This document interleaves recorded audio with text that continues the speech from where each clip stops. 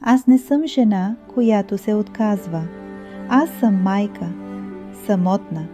Той си тръгна, без дума, без обяснение.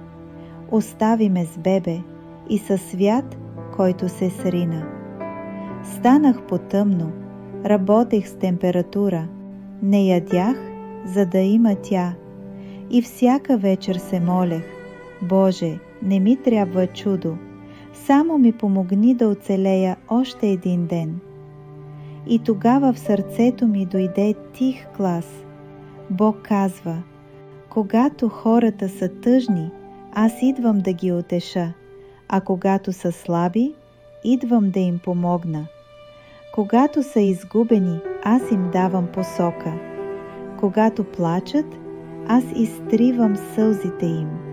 И той беше там, не с фанфари, а с хляб от съседка, с покана за работа, с добър човек на касата.